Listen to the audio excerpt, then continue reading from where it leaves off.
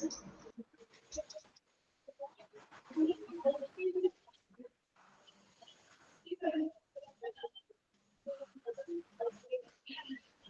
morning.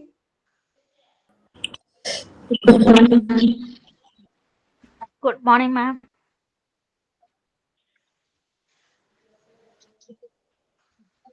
Okay, നമ്മുടെ കഴിഞ്ഞ ക്ലാസ്സിൽ അക്രഡിറ്റേഷനുമായി ബന്ധപ്പെട്ട ഓരോ പ്രോസസ്സുകളാണ്, സ്റ്റേജസ് ആണ് പഠിച്ചുകൊണ്ടിരുന്നത്. Types of assessment conducted by NABH അല്ലേ പറഞ്ഞത്? Yes ma'am. അതെ. ഓക്കെ, അത് നാലെണ്ണം കംപ്ലീറ്റ് ആയില്ലായിരുന്നോ? കംപ്ലീറ്റ് ആയി. ഓക്കെ, നെക്സ്റ്റ് കമ്മ്യൂണിക്കേഷൻ ചാനൽ തുടങ്ങിയാണ് അല്ലേ?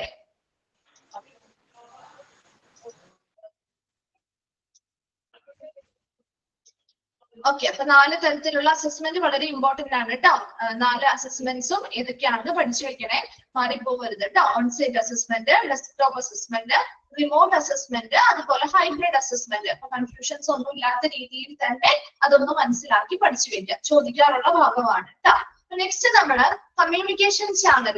ഏത് രീതിയിലാണ് നമ്മൾ ഒരു ലാബുമായിട്ട് അക്രഡിറ്റേഷന് വേണ്ടി നമ്മൾ ലാബിലേക്ക് ഒരു ആപ്ലിക്കേഷൻ സബ്മിറ്റ് ചെയ്താൽ അതുമായി ബന്ധപ്പെട്ട കാര്യങ്ങളെ കുറിച്ച് അറിയണമെങ്കിൽ നമ്മൾ കമ്മ്യൂണിക്കേഷൻ നടത്തണം അല്ലെ? ഇപ്പൊ ലാബിന്റെ കാര്യങ്ങൾ, ഇപ്പൊ ലാബിന്റെ ഓഫീസുമായിട്ട് നമുക്ക് ബന്ധപ്പെടണം, അതുമായി ബന്ധപ്പെട്ട് നമ്മുടെ ആ ഒരു ആപ്ലിക്കേഷൻ ഏത് സ്റ്റേജ് വരെ എത്തി എന്നൊക്കെ അറിയണമെങ്കിൽ നമ്മൾ കമ്മ്യൂണിക്കേഷനിലൂടെ നമുക്കത് അറിയാൻ പറ്റുള്ളൂ അല്ലെ? അപ്പൊ ഇവിടെ കമ്മ്യൂണിക്കേഷൻ ചാനൽ നമ്മൾ ഓൾറെഡി നേരത്തെ പറഞ്ഞ കാര്യമായിരുന്നു. ഒരു all applicants and accredited healthcare organization, that's HCO, are strongly advised to use the remarks column at the online portal for all communication. അപ്പൊ ഏത് രീതിയിലുള്ള കമ്മ്യൂണിക്കേഷൻ, അതിപ്പോ ആപ്ലിക്കൻസ് ആയിക്കോട്ടെ, അതല്ലെങ്കിൽ ആ ഒരു അക്രഡിറ്റഡ് ആയിട്ടുള്ള ഹെൽത്ത് കെയർ ഓർഗനൈസേഷനോ അല്ലെങ്കിൽ ആപ്ലിക്കൻസിനോ വളരെ നല്ല രീതിയിൽ ആ ഒരു ലാബുമായിട്ട് അക്രഡിറ്റേഷൻ നൽകുന്നതിന് വേണ്ടിയിട്ട് ലാബുമായിട്ട് നല്ല രീതിയിൽ കമ്മ്യൂണിക്കേഷൻ നടത്തണമെങ്കിൽ അത് അവരുടെ ഓൺലൈൻ പോർട്ടലിലുള്ള റിമാർക്സ് കോളത്തിലൂടെ ആയിരിക്കണം. അതാണ് ഏറ്റവും കൂടുതൽ അവർ അഡ്വൈസ് ചെയ്യുന്ന കാര്യം എന്ന് പറയുന്നത്. ആ ഒരു റിമാർക്സ് കോളത്തിലൂടെയാണ് കൂടുതലും നമ്മൾ കമ്മ്യൂണിക്കേഷൻ നടത്തേണ്ടത്.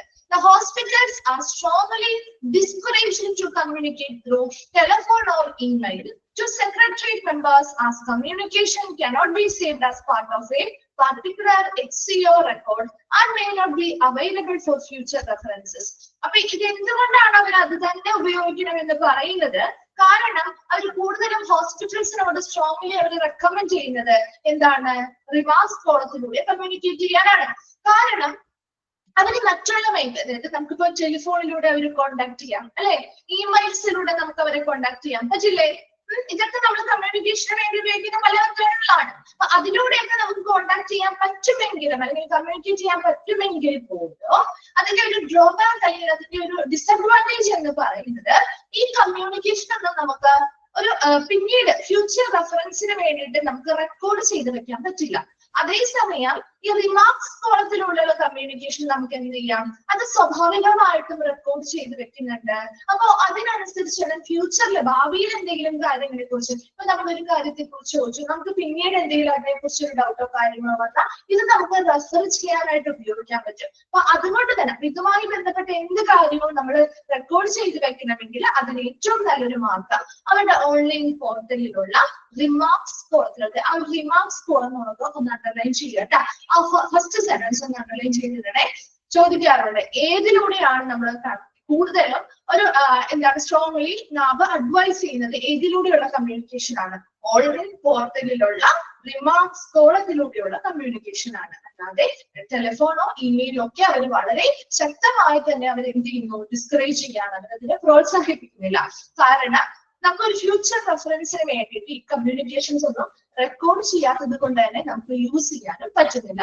Then the metrics for communication is available at NAB website. നമുക്ക് ഈ ഒരു കമ്മ്യൂണിക്കേഷനുമായി ബന്ധപ്പെട്ട് എന്തൊക്കെ കാര്യങ്ങൾ, എങ്ങനെയാണ് ആ ഒരു കമ്മ്യൂണിക്കേഷൻ നടത്തേണ്ടത്, ആരുമായിട്ടൊക്കെയാണ് നടത്തേണ്ടത്, അതുമായി ബന്ധപ്പെട്ട ഒരു സ്റ്റാൻഡേർഡ് ആയിട്ടുള്ള ഡോക്യുമെന്റ്സ് നമുക്ക് ഈ പറയുന്ന വെബ്സൈറ്റുകളിലൂടെ നമുക്ക് ഡൗൺലോഡ് ചെയ്ത് അല്ലെങ്കിൽ അവൈലബിൾ ആക്കി ലഭിക്കുന്നതാണ്. അപ്പൊ അതിനനുസരിച്ച് കാര്യങ്ങൾ നമുക്ക് എന്ത് ചെയ്യാം?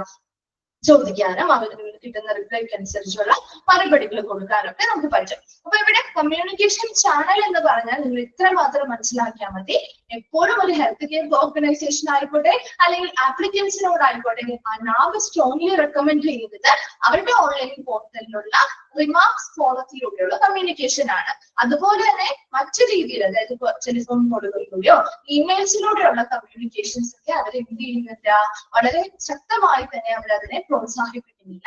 കാരണം അത് നമുക്ക് പിന്നീട് ഫ്യൂച്ചർ റെഫറൻസിന് വേണ്ടിയിട്ട് നമുക്കത് റെക്കോർഡ് ചെയ്ത് വെക്കുന്ന ബുദ്ധിമുട്ടായിരിക്കും. അത് പിന്നീട് നമുക്ക് അവൈലബിൾ ആവാത്തൊരു കണ്ടീഷൻ ആയതുകൊണ്ട് തന്നെ നമ്മുടെ ഈ റിമാർക്സ് കോളത്തിലുള്ളതാണ് കൂടുതലും എന്ത് ചെയ്യുന്നത്, പ്രിഫർ ചെയ്യുന്നത്.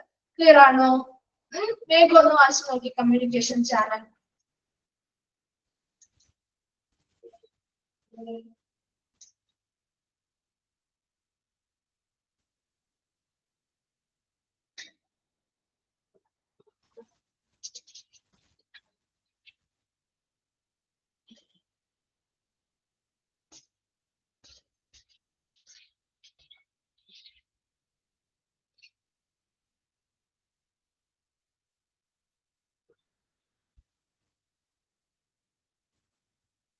വായിച്ചു കഴിഞ്ഞവരൊന്ന് റിപ്ലൈ ചെയ്യണേ.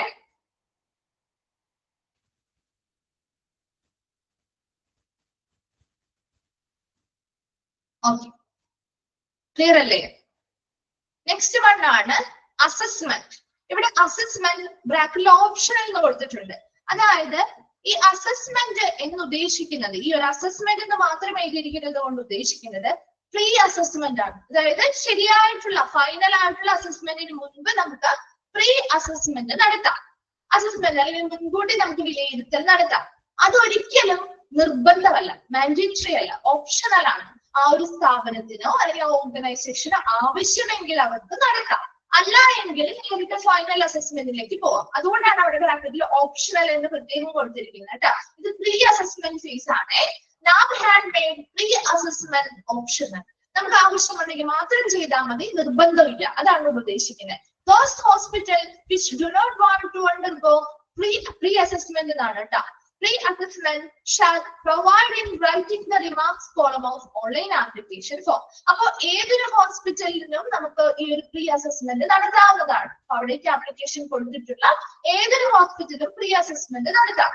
ഇനി അങ്ങനെ പ്രീ അസസ്മെന്റ് ചില സ്ഥാപനങ്ങൾ നടത്താറില്ല, വേണ്ട, അവർക്ക് ആവശ്യമില്ല എങ്കിൽ which do not want to undergo pre-assessment shall provide in writing the remark column of online application form. എന്ത് ചെയ്യണം, നമ്മൾ ആ ഒരു ഓൺലൈൻ ആപ്ലിക്കേഷൻ ഫോം, ഓൺലൈൻ കമ്മ്യൂണിക്കേഷനുമായി ബന്ധപ്പെട്ട ഓൺലൈൻ പോർട്ടലില് റിമാർക്സ് കോളത്തെ പറ്റി നമ്മൾ ഇപ്പൊ പറഞ്ഞു അല്ലെ. അപ്പൊ ആ ഒരു റിമാർക്സ് കോളത്തിലൂടെ അവരത് രേഖാമൂലം അറിയിക്കുക, ഞങ്ങൾക്ക് ഇങ്ങനെ കാരണങ്ങൾ കൊണ്ട് ഞങ്ങൾക്ക് ഈ ഒരു പ്രീ അസസ്മെന്റ് ആവശ്യമായിട്ട് വരുന്നില്ല, ഞങ്ങൾക്ക് നേരെ ഫൈനൽ അസസ്മെന്റ് മാത്രം മതി എന്നാണെങ്കിൽ അങ്ങനെ അത് അറിയിക്കേണ്ടതുമാണ്. And however, the NAP shall conduct the pre-assessment for those hospitals which are decided for the same. അപ്പൊ ചില ആശുപത്രികൾക്ക് അല്ലെങ്കിൽ ചില ഹോസ്പിറ്റൽസിന് പ്രീ അസസ്മെന്റ് നടത്തുന്നുണ്ടാവും. അപ്പൊ അങ്ങനെയുള്ളവർക്കാണെങ്കിൽ അവരുടെ താല്പര്യപ്രകാരം ആ ഒരു പ്രീ അസസ്മെന്റ് നാം കണ്ടക്ട് ചെയ്യുകയും ചെയ്യും. Then the principal assessor and the assessors are assigned to for the job of pre-assessment. Pre-assessment നടന്നത് pre-assessmentമായി ബന്ധപ്പെട്ട ആ ജോലി പ്രിൻസിപ്പൽ അസസറോ അതുപോലെ അവരുടെ അസസ്മെന്റ് ടീമോ നന്നായിട്ട് ചെയ്യുന്നു. Then principal assessor shall submit the pre-assessment report online. അപ്പൊ അങ്ങനെ ഈ ഒരു പ്രീ അസസ്മെന്റ് നടത്തിയിട്ടുണ്ടായ മുൻകൂട്ടി ഒരു കുറെ കാര്യങ്ങൾ വിലയിരുത്താൻ വരികയാണല്ലോ. അങ്ങനെ വിലയിരുത്തി കഴിഞ്ഞാൽ അവർക്ക് കിട്ടുന്ന കാര്യങ്ങളിൽ നിന്ന് ഒരു റിപ്പോർട്ട് തയ്യാറാക്കും. ആരാണ് റിപ്പോർട്ട് തയ്യാറാക്കുന്നത്? പ്രിൻസിപ്പൽ അസസർ ആണ് ആ ഒരു റിപ്പോർട്ട് തയ്യാറാക്കുന്നത്. ആ ഒരു റിപ്പോർട്ട് അവര് ഓൺലൈൻ ആയിട്ട് അവരെന്ത് ചെയ്യുന്നത്, ഇത് സബ്മിറ്റ് ചെയ്യും. അങ്ങനെ സബ്മിറ്റ് ചെയ്ത് കഴിയുമ്പോൾ ആ ഒരു റിപ്പോർട്ടിന്റെ അടിസ്ഥാനത്തിൽ the hospital shall take corrective actions on the non-conformities raised by the principal assessor only. അപ്പൊ ആ ഒരു ഹോസ്പിറ്റലിന് ആ ഒരു റിപ്പോർട്ട് വായിക്കുമ്പോൾ മനസ്സിലാവും അവരുടെ സ്ഥാപനത്തിൽ എന്തൊക്കെ ഏരിയാസിലാണ് മികച്ചതായിട്ട് തോന്നുന്നത്. അതായത് ആ ഒരു അസസ്മെന്റ് ടീമിന് ഏതൊക്കെ ഏരിയ ആണ് മികച്ചതായിട്ട് തോന്നുന്നത്, ഏതൊക്കെ ഏരിയയിലാണ് പൊരുത്തക്കേടുകൾ അല്ലെങ്കിൽ പ്രശ്നങ്ങളെല്ലാം ന്യൂനതകൾ അല്ലെങ്കിൽ അപാകതകൾ ഉള്ളതായിട്ട് തോന്നുന്നത്. ഇതെല്ലാം ആർക്ക് മനസ്സിലാവും ആ റിപ്പോർട്ടിലൂടെ? ആർക്കാ മനസ്സിലാവുന്നേ? ഹോസ്പിറ്റലിന് മനസ്സിലാവും അല്ലെ? അപ്പൊ ഹോസ്പിറ്റൽ എന്ത് ചെയ്യാം? അത് തിരുത്താനുള്ള നടപടി എടുക്കാം. മനസ്സിലാവുന്നുണ്ടോ? അപ്പൊ മെയിൻ ആയിട്ടുള്ള ഒരു ഫൈനൽ അസസ്മെന്റിന് മുൻപ് ചെയ്യുന്ന കാര്യമാണ് പ്രീ അസസ്മെന്റ്. അത് എല്ലാ ഹോസ്പിറ്റൽസിനും നിർബന്ധമായിട്ടും ചെയ്യണമെന്നില്ല. അവർക്ക് ആവശ്യമുള്ള ഓപ്ഷണൽ ആണ്, അവർക്ക് ആവശ്യമുണ്ടെങ്കിൽ മാത്രം ചെയ്താൽ മതി. അതിന് ആ ഒരു പ്രിൻസിപ്പൽ അസസർ ടീം വന്ന് നമ്മൾ ആ ഒരു അസസ്മെന്റ് അവർ ചെയ്യും. അവരതിൽ നിന്ന് ഉണ്ടാക്കിയിട്ടുള്ള ഒരു റിപ്പോർട്ട്, അതിന്റെ അടിസ്ഥാനത്തിലുള്ള ഒരു റിപ്പോർട്ട് ഓൺലൈനായിട്ട് സബ്മിറ്റ് ചെയ്യും. അപ്പൊ ഈ ഒരു ഹോസ്പിറ്റലിന് ആ സബ്മിറ്റ് ചെയ്യുന്ന ആ ഒരു ഓൺലൈൻ റിപ്പോർട്ടിൽ നിന്നും ഏതൊക്കെ ഏരിയയിലാണ് അവർക്ക് ഇഷ്ടപ്പെട്ടത് അല്ലെങ്കിൽ അവരുടെ സ്റ്റാൻഡേർഡ്സും കാര്യങ്ങളൊക്കെ അവർ ചെക്ക് ചെയ്യുമല്ലോ. അപ്പൊ എല്ലാ മേഖലയിലും നന്നായിട്ടാണ് ഉള്ളത്, അല്ലെങ്കിൽ ആ ഹോസ്പിറ്റൽ ഏതൊക്കെ ഇടങ്ങളിലാണ് നോൺ കൺഫോമിറ്റീസ് എന്ന പൊരുത്തക്കേടുകൾ അല്ലെങ്കിൽ അപാകതകൾ ആ ഒരു ടീമിന് തോന്നുന്നത്, അങ്ങനെ കണ്ടിട്ടുള്ള ഏരിയാസ് ഒക്കെ അവർക്ക് എന്ത് ചെയ്യാം, കുറച്ചും കൂടി ഇംപ്രൂവ്മെന്റ്സ് അല്ലെങ്കിൽ മെച്ചപ്പെടുത്തൽ നടത്താം, അല്ലെങ്കിൽ തിരുത്തൽ നടപടികൾ ചെയ്യാനായിട്ട് ഇത് സഹായിക്കുന്നുണ്ട്. Then the hospital shall in any case be required to pay the requisite annual fee before the final assessment. ഇനി ഒരു ഫൈനൽ അസസ്മെന്റിലേക്കാണ് അടുത്തതായിട്ട് നേരെ കടക്കുന്നത്. ആ ഒരു ഫൈനൽ അസസ്മെന്റിന് മുമ്പ് ഹോസ്പിറ്റൽസ്, അതായത് ഈ ഒരു നാബിന്റെ അസസ്മെന്റിന് ആവശ്യമായിട്ടുള്ള ആപ്ലിക്കേഷൻ സബ്മിറ്റ് ചെയ്യുന്ന എല്ലാ ഹോസ്പിറ്റൽസും അതുമായി ബന്ധപ്പെട്ട റിക്വസിറ്റ് ആനുവൽ ഫീസ്, വാർഷിക ഫീസ് കൃത്യമായിട്ട് അടയ്ക്കുമ്പോഴാണ് നമുക്ക് ആ ഒരു ഫൈനൽ അസസ്മെന്റിന് മുൻപ് തന്നെ ആ ഫീസ് എന്ത് ചെയ്യണം, ഇവര് അടച്ചിരിക്കണം. അപ്പൊ ആ ഒരു അന്തിമ മൂല്യനിർണ്ണയത്തിന് മുൻപായിട്ട് ആവശ്യമായിട്ടുള്ള ഒരു വാർഷിക ഫീസ് ഉണ്ടാവുമല്ലോ, അത് കൃത്യമായിട്ട് ആര് നൽകണം? ആ ഓരോ ഹോസ്പിറ്റലുകളും നൽകേണ്ടതായിട്ടുണ്ട്. അപ്പൊ പ്രീ അസസ്മെന്റ് ആണ് കേട്ടോ. അസസ്മെന്റ് ഓപ്ഷണൽ എന്ന് പറഞ്ഞ് ഇവിടെ കൊടുത്തിരിക്കുന്നത് പ്രീ അസസ്മെന്റിനെ കുറിച്ചാണ്. എത്രമാത്രം മനസ്സിലാക്കിയാൽ മതി, നാബിൽ നിന്ന് നമുക്ക് പ്രീ അസസ്മെന്റ് ചെയ്യാം. ഒരിക്കലും ഇതൊരു ഫൈനൽ അസസ്മെന്റ് അല്ല കേട്ടോ, പ്രീ അസസ്മെന്റ് ആണ്. എന്താണ് മുൻകൂട്ടിയുള്ള മൂല്യനിർണ്ണയം എന്ന് പറയാം. ഇവിടെ ഒരിക്കലും ആ ഹോസ്പിറ്റൽസിന് നിർബന്ധമായിട്ട് ഇത് പറയുന്നില്ല. ഹോസ്പിറ്റൽസിന് ആവശ്യമാണെങ്കിൽ ചെയ്യാം, അല്ലെങ്കിൽ വേണ്ട. അതിനുശേഷം നമുക്ക് അങ്ങനെ വേണ്ടാത്തവരാണെങ്കിൽ അത് ആ ഒരു റിമാർക്സ് ഫോറത്തിലൂടെ കൃത്യമായിട്ട് അത് രേഖാമൂലം നാബിന്റെ ആ ഒരു അതോറിറ്റിയെ അറിയിക്കുക. ഇനി ചെയ്യേണ്ട ആ ഒരു ഹോസ്പിറ്റൽസിന് അവരുടെ ആവശ്യപ്രകാരം അതിനനുസരിച്ചുള്ള രീതിയിൽ ഒരു പ്രിൻസിപ്പൽ അസസറും അവരുടെ ടീമും വന്ന് ആ ഒരു അസസ്മെന്റ് ചെയ്തു കൊടുക്കും. ആ ഒരു അസസ്മെന്റ് ചെയ്ത് കഴിഞ്ഞ് കിട്ടുന്ന അവർ ഓൺലൈനായിട്ട് സബ്മിറ്റ് ചെയ്യുന്ന ആ റിപ്പോർട്ടിന്റെ അടിസ്ഥാനത്തിൽ ഹോസ്പിറ്റൽസിന് എന്ത് മനസ്സിലാവും, അവർക്ക് ന്യൂനതകളുള്ള ഏരിയാസ് ഏതൊക്കെയാണ്, ആ ഒരു ടീമിന് തോന്നിയിട്ടുള്ള കാര്യങ്ങളാണല്ലോ. അപ്പൊ ആ ഒരു ടീം പറയും ഇനി ഏരിയാസിൽ അത്ര സ്റ്റാൻഡേർഡ്സും ലെവൽ ഓഫ് കെയർ ഒക്കെ അത്ര സ്റ്റാൻഡേർഡോട് കൂടിയല്ല പ്രവർത്തിക്കുന്നത് പറഞ്ഞാൽ അപ്പൊ അതിനനുസരിച്ച് അവർക്ക് എന്ത് ചെയ്യാം, ഇംപ്രൂവ്മെന്റ്സ് നടത്താനും സാധിക്കും. അതോടൊപ്പം തന്നെ അടുത്തൊരു സ്റ്റേജ് എന്ന് പറയുന്നത് ഫൈനൽ അസസ്മെന്റ് ആണ്. ആ ഒരു അന്തിമ മൂല്യനിർണ്ണയത്തിന് മുൻപായിട്ട് ആ ഒരു നിശ്ചിത വാർഷിക ഫീസ് നിർബന്ധമായിട്ട് ഹോസ്പിറ്റലുകൾ അടയ്ക്കേണ്ടതുമാണ്. വേഗം ഒന്ന് വായിച്ചു നോക്കിയ അസസ്മെന്റ് ഓപ്ഷന്.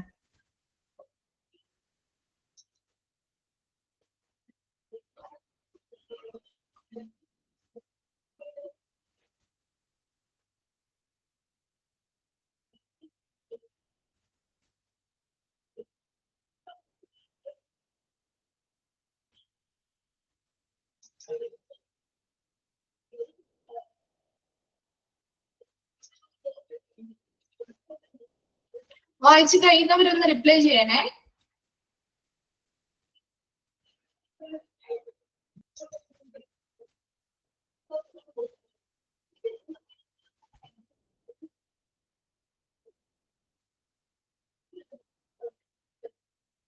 ഓക്കെ അല്ലേ?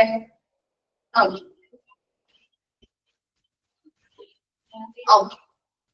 അടുത്തതാണ് ഫൈനൽ അസസ്മെന്റ്. ഫൈനൽ അസസ്മെന്റ് അന്തിമ മൂല്യനിർണ്ണയം. After the hospital has taken essential corrective action to the non-conformities raised during the pre-assessment, which is optional, the NAB shall propose to constitute an assessment team for the final assessment. ഇവിടെ നമ്മൾ already pre assessment നടത്തിയിട്ടുള്ള സ്ഥാപനങ്ങളുണ്ടാവും. അപ്പൊ അവർക്ക് അവരുടെ ആ ഒരു report പ്രകാരം after hospital has taken essential corrective action, ആ ഒരു പ്രീ അസസ്മെന്റിൽ നിന്നും വന്നിട്ടുള്ള റിപ്പോർട്ട് പ്രകാരം എന്തൊക്കെ നോൺ കൺഫോമിറ്റീസ് അല്ലെങ്കിൽ എന്തൊക്കെ പൊരുത്തക്കേടുകൾ അല്ലെങ്കിൽ എന്തൊക്കെ അപാകതകളാണോ ആ ഒരു ഹോസ്പിറ്റലിൽ സർവീസുകൾ അല്ലെങ്കിൽ സ്റ്റാൻഡേർഡിൽ ആ ഒരു അസസ്മെന്റ് ടീമിന് തോന്നിയിരിക്കുന്നത്, അതുമായി ബന്ധപ്പെട്ട കറക്റ്റീവ് ആക്ഷൻസ് അല്ലെങ്കിൽ തിരുത്തൽ നടപടികൾ ആ ഹോസ്പിറ്റലിന് അവിടെ നടത്താവുന്നതാണ്. അതിനുശേഷം NAB എന്ത് ചെയ്യും? shall propose to constitute an assessment team for the final assessment. അന്തിമ മൂല്യനിർണ്ണയത്തിന് വേണ്ടി ഒരു ടീമിനെ രൂപീകരിക്കും. Then, however, as previously mentioned, HCOs can directly go for final assessment without opting for pre-assessment. നമ്മൾ നേരത്തെ പറഞ്ഞ കാര്യം തന്നെയാണ്.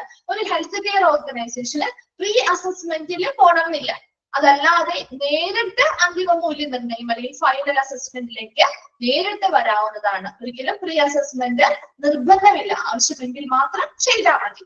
Then the total number of assessors appointed shall depend on the size of the hospital and scope of service provided. ഇപ്പൊ എത്രത്തോളം assessment ടീമിൽ എത്ര members വേണം? ഒരു പ്രിൻസിപ്പൽ അസസർ എന്തായാലും ഉണ്ടാവും.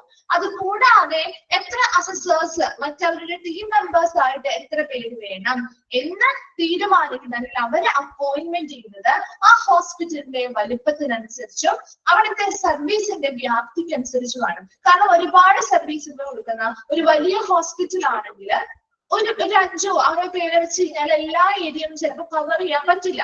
അപ്പൊ അതുകൊണ്ട് തന്നെ അതിനനുസരിച്ച് ആ ടീമില് കുറച്ചും കൂടി മെമ്പേഴ്സിനെ ആഡ് ചെയ്ത് കൊടുക്കും. അപ്പൊ അവർക്ക് ആ ഒരു ഹോസ്പിറ്റൽ എല്ലാ സർവീസുകളും എല്ലാ വശങ്ങളും നോക്കണമല്ലോ. അപ്പൊ എല്ലാ സർവീസുകളും നോക്കാൻ പറ്റും. ആ ഹോസ്പിറ്റലുമായി ബന്ധപ്പെട്ട എല്ലാ കാര്യങ്ങളും ഒരേ സമയം തന്നെ എളുപ്പത്തിൽ മൂല്യനിർണ്ണയം നടത്താൻ വേണ്ടി എപ്പോഴും ആ ഒരു ഹോസ്പിറ്റൽ, ഏത് ഹോസ്പിറ്റലാണോ നമ്മൾ അക്രഡിറ്റേഷന് വേണ്ടി അസസ്മെന്റ് ചെയ്യാൻ പോകുന്നത്, ആ ഹോസ്പിറ്റലിന്റെ വലിപ്പത്തിനും അതുപോലെ തന്നെ അവിടുത്തെ അവർ കൊടുക്കുന്ന സർവീസുകളുടെ വ്യാപ്തിക്കനുസരിച്ചുമാണ് ആ ഒരു ടീം മെമ്പേഴ്സിന് എത്ര അസസേഴ്സ് വേണമെന്ന് നമ്മുടെ അപ്പോയിന്റ്മെന്റ് ചെയ്തു കൊടുക്കുന്നത്. Then the date of final assessment shall be agreed upon by the hospital management and assessor. അപ്പൊ ഒരു ഫൈനൽ അസസ്മെന്റ് നടത്തുന്ന ദിവസം പെട്ടെന്നൊന്നും അല്ല ഒന്ന് ചെയ്യുക. അത് ആ ഹോസ്പിറ്റൽ മാനേജ്മെന്റും അതുപോലെ ഈ അസസ്മെന്റ് ടീമിന്റെയും അവൈലബിലിറ്റി നോക്കണമല്ലോ. അവരുടെ 2 കൂട്ടരും ഒരുമിച്ച് സമ്മതിക്കുന്ന, എഗ്രി ചെയ്യുന്ന ഒരു ദിവസം നോക്കിയിട്ട് ആ ഒരു ഡേറ്റ്, ഫൈനൽ ഡേറ്റ് അല്ലെങ്കിൽ ആ ഒരു ഫൈനൽ അസസ്മെന്റിന്റെ ഡേറ്റ് ഫിക്സ് ചെയ്യും.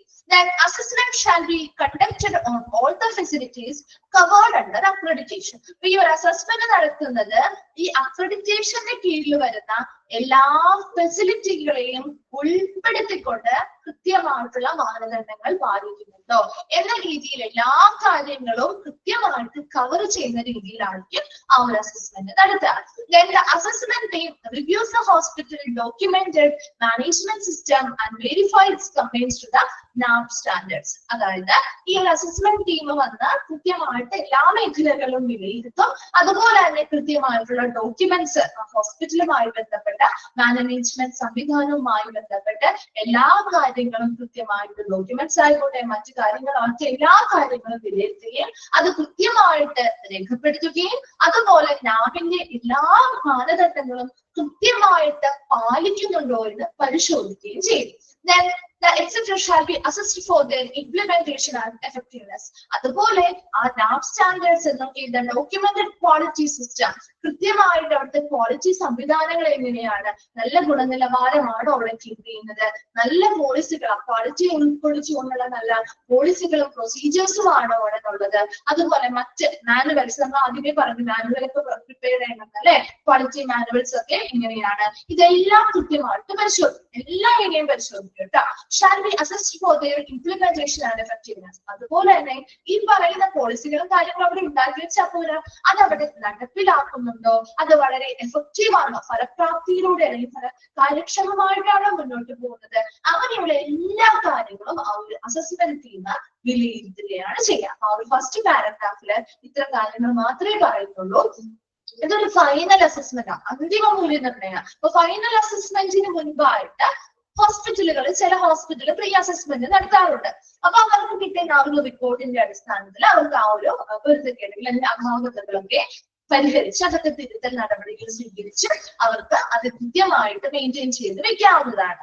അതിനുശേഷം നാബ് എന്ത് ചെയ്യും, ഒരു ഫൈനൽ അസസ്മെന്റിന് വേണ്ടി ഒരു ടീമിനെ അപ്പോയിന്റ് രൂപീകരിക്കും. ആ ടീമിൽ ഒരു പ്രിൻസിപ്പൽ അസസർ ഉണ്ടായിരിക്കും, ഒരു കുറച്ച് ടീം മെമ്പേഴ്സും ഉണ്ടായിരിക്കും, മറ്റ് അസസേഴ്സും ഉണ്ടായിരിക്കും. അപ്പൊ അത് തീരുമാനിക്കുന്നത് എത്ര പേര് അപ്പോയിന്റ്മെന്റ് ചെയ്യണം എന്ന് തീരുമാനിക്കുന്നത് ആ ഹോസ്പിറ്റലിന്റെ സൈസിലും അതുപോലെ അവിടുത്തെ ആ ഒരു സർവീസിന്റെ സ്കോപ്പ് അല്ലെങ്കിൽ വ്യാപ്തിക്ക് അനുസരിച്ചുമായിരിക്കും. അത് നേരത്തെ നമ്മൾ പറഞ്ഞു, എപ്പോഴും ഒരു പ്രീ അസസ്മെന്റ് മാൻഡേറ്ററി ഒന്നുമല്ല, നിർബന്ധമൊന്നുമല്ല. നമുക്ക് വേണമെങ്കിൽ ആ ഒരു ഓർഗനൈസേഷൻ അത് സ്വീകരിക്കാം, അല്ലെങ്കിൽ ഡയറക്റ്റ് ഫൈനൽ അസസ്മെന്റിലേക്ക് പോവാം. അതുപോലെ തന്നെ ആ ഒരു ഡേറ്റ്, ഏത് ദിവസമാണ് ഈ ഒരു ഫൈനൽ അസസ്മെന്റ് വെക്കേണ്ടത്, അതിന്റെ ആ ഒരു ഡേറ്റ് തീരുമാനിക്കുന്നത് ആ ഒരു അസസ്മെന്റ് ടീമും ആ ഹോസ്പിറ്റൽ മാനേജ്മെന്റും കൂടി ഒരുമിച്ച് ആലോചിച്ച് അവർക്ക് രണ്ടു കൂട്ടർക്കും ഓക്കെ ആവുന്ന ഒരു ദിവസമായിരിക്കും ആ ഒരു ഡേറ്റ് ഫിക്സ് ചെയ്യുക. അന്നത്തെ ദിവസം ആ ഒരു അസസ്മെന്റ് ടീം വരികയും ആ ഹോസ്പിറ്റലിലെ എല്ലാ വശങ്ങളിലെയും ക്വാളിറ്റി എത്രത്തോളം ഉണ്ട്, നാബിന്റെ സ്റ്റാൻഡേർഡ്സ് കൃത്യമായിട്ട് പാലിക്കുന്നുണ്ടോ, ക്വാളിറ്റി മാനുവലുള്ള പോളിസികൾ, പ്രൊസീജിയേഴ്സ്, മറ്റ് മാനുവലുകളെല്ലാം ഡോക്യുമെന്റ് ചെയ്ത് അല്ലെങ്കിൽ പരിശോധിക്കുന്നു. അതോടൊപ്പം തന്നെ ഇവയെല്ലാം അവിടെ കൃത്യമായിട്ട് നടപ്പിലാക്കുന്നുണ്ടോ, അത് കാര്യക്ഷമമായിട്ട് ഓരോ പ്രവർത്തനങ്ങളും നടക്കുന്നുണ്ടോ, അങ്ങനെയുള്ള എല്ലാ വശങ്ങളും ആ ഒരു ടീം എന്ത് ചെയ്യും, വിലയിരുത്തൽ നടത്തും. ഇത്രയും ക്ലിയർ ആണോ? ആ ഒരു ഫസ്റ്റ് പാരഗ്രാഫ് ക്ലിയർ ആണോ? ഓക്കെ. Then അടുത്തതിൽ പറയുന്നത്, based on the assessment by the assessors, the assessment report is made and uploaded by the principal assessor or in the online portal. നമ്മൾ പ്രീ അസസ്മെന്റ് നടത്തിയ പോലെ തന്നെ ഇവരും എന്ത് ചെയ്യും, ആ ഒരു അസസ്മെന്റ് നടത്തിയതിന്റെ ബേസിസിലുള്ള കാര്യങ്ങളൊക്കെ ഉൾപ്പെടുത്തിക്കൊണ്ട് ആ ഒരു പ്രിൻസിപ്പൽ അസസർ ഓൺലൈൻ പോർട്ടലില് ഒരു അസസ്മെന്റ് റിപ്പോർട്ട് എന്ത് ചെയ്യുന്നു, സബ്മിറ്റ് ചെയ്യും. That the details of non-conformities observed during the assessment is visible to the hospital team in the online portal once the principal assessor submits the report.